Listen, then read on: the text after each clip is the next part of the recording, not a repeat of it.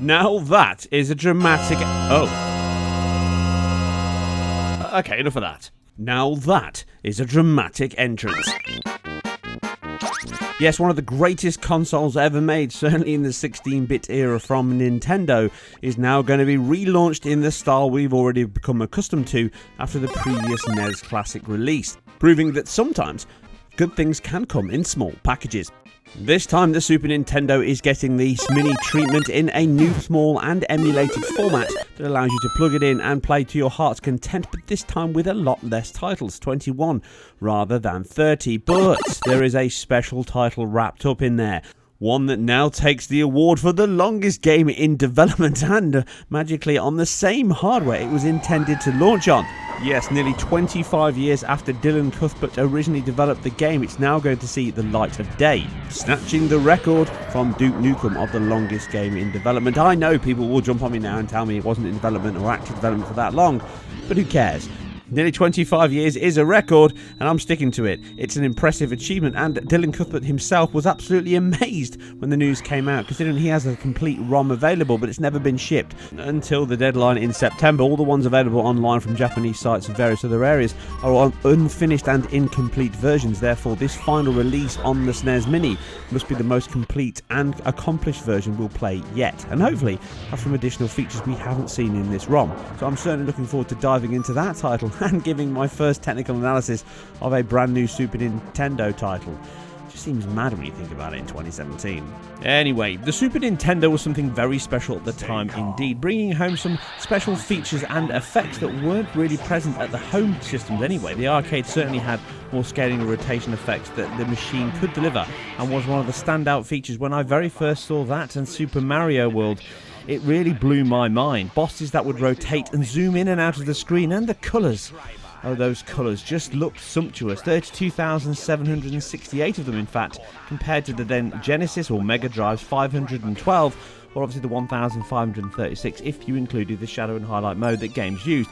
But even using all the tricks possible on the Sega machine, it was no match for the colours available here. 4 times the amount, in fact on screen 256 versus 64 of the Mega Drive. The Super Nintendo could use all of these colours on screen and the results were obvious and transformative.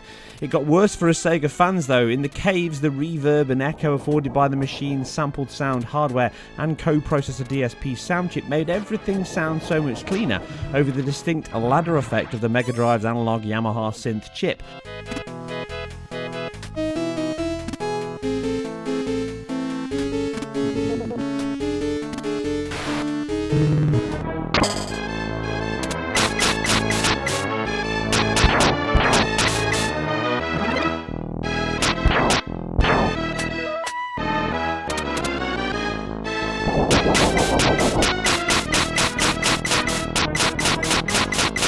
The Mega Drive was a great system for sound and had synth options along with sampling options, or single channel PCM samples, in addition to the Z80 CPU, which was in there for emulation of the Master System and also for sound programming. Now, the Sony created SNES chip could use the DSP to alter these samples on the fly to create all kinds of effects, even if it relied heavily on samples rather than a mixture of the Mega Drive's Yamaha chip, or even earlier, the legendary C64 SID chip. Although Nintendo came 2 years later to the party than the Mega Drive, it managed to gain ground in Japan easily, but America took a little longer, but it managed it over time. But here in Europe, it was another story entirely. Sega had become a household name due to its prevalence in arcades, and the Mega Drive built on that success of the Master System. Altered Beast went from the 8-bit wonder to a 16-bit arcade copy, and these arcade ports made it hard for Nintendo to wrestle back the market from Sega. Now, I worked harder than ever that summer to earn my money to buy my very own SNES. I know people are going to hate me calling it SNES, but there you go, it was called that. Anyone arguing about it just didn't live through that time here in Europe. But it took a close second place next to the Mega Drive, just as it did in the marketplace over here. But the games it delivered was something else entirely. We've already covered the legendary Star Fox 2 making its initial release now almost 25 years after it was first developed by Dylan Cuthbert, but also Star Fox 1 is here from the same talented Argonaut software team, building on its then success of Starglider and Starglider 2 on the Atari ST and the Amiga. It was an obvious progression of them moving into console gaming and bringing the 3D polygons along with it, but the SNES was not really up to it from its original hardware design. But it was the first time that many had seen 3D polygons and canine conundrums, along with the driven visuals that many thought weren't possible on the machine. Indeed, it wasn't, if not for the extra power afforded in the cartridge thanks to Argonaut's very own creation in the Mario Chip 1. Or the catchier Super FX chip, which was a RISC-based CPU coprocessor very much like the Sega VSP chip used in the Mega Drive Virtua Racing title. Now, like that chip, it was simply additional processing resource that could be used as needed, and in this case, the need was triangle related, something which simply would not have been possible without it on the SNES CPU. Now, you can check more about it and the Mega Drive Marvel in my previous retrospective. Now, unlike the unrelated Star Fox 2 title that was powered by the new and improved fully unlocked Super FX chip, the other title in this new mini collection, Yoshi's Island, did see the light of day on the SNES and was a true powerhouse for it. Doubling the megahertz up to 20 megahertz fully unlocked now, it used a mixture of extra sprite scaling, rotation and polygons, all mixed within the 2D world. It was bright smooth and damn impressive to boot. It is a gem of a title and is a rare one also, well worth appearing in any collection due to its overperforming based on the basic hardware specs of the console. You see, the SNES was slightly lopsided in this regard, a much weaker CPU in comparison to its graphics functions and competition. Now, although the polygon-powered titles gained the most attention at the time, and many would be mistaken for thinking that only Star Fox had them, a pretty large collection of games utilised extra processors to play games. But the list is a good collection from the Super NES archives, but will obviously anger some with missing counts. You can check out my all-time top 10 SNES titles here and see if my list comes close to your own and how many actually differ from the Nintendo choices here in this box. Now, if you can't get your hands on a SNES Mini, and that seems very likely indeed, certainly they've all sold out in Europe, and I believe the American pre-orders will be up very soon, so you'll have to have your finger ready on the triggers to grab one from a certain website or Amazon near you. But if you are unsuccessful, there is other options with which to play all of these titles and more and not break your bank. The problem is that retro gaming has become very expensive. Many people now are snapping up hardware and consoles and games that weren't really that expensive maybe 5 years ago. The bug has really bitten. Luckily, I kept my collection throughout the year, so I have pretty much every major machine, PC and console available throughout my collection. You can see a small section here, just a small box. I'm actually trying to set up my study to get a retro corner, so it makes these videos much easier and more frequent to make. And because I use genuine hardware, it also means I have many games available, very expensive ones I also own as well, but that's not always an option. And really, in this modern day and age, it's probably not really an option for most people anyway. Some titles you can't even get hold of, but there is another way. Here for the Super Nintendo, there's two options. There's the EverDrive and also the SD2 SNES, which I have a review copy from Retro Towers, which they kindly sent me one to detail and go through the actual process of setting this up, using it with your original SNES hardware, and basically getting all the ROMs available, which are everywhere on the internet right now. You can find them very simply, and these are the exact same ROM rips from the cartridge using an SD card and puts everything in one place. Now you can check out that review which details the process, the hardware, how it all works, and how you can get hold of one from Retro Towers with the link below my other video, so please check that out. And these are obviously easily available on other machines as well. The Mega Drive works with the same EverDrive cartridge, and so does the 32X, allowing you to get every single game if you just buy the hardware mushroom shaped beast. And then you can download all of the ROMs for the 32X and play them in one simple go from a single cartridge, which makes swapping a thing of the past.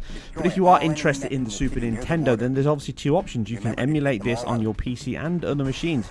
I even have a SNES emulator from years ago running on my Dreamcast, and very good it is indeed. And I'll be covering that and emulation in more detail in future videos. But the actual SNES Mini itself is also emulation. This isn't genuine hardware, and it isn't a small SNES put into one single chip. It is a SoC, but it is emulating the SNES entirely through a Linux-based operating system, which allows it to play games and emulate all of the games that they've chosen in this list. But is it really a list that's worth your time?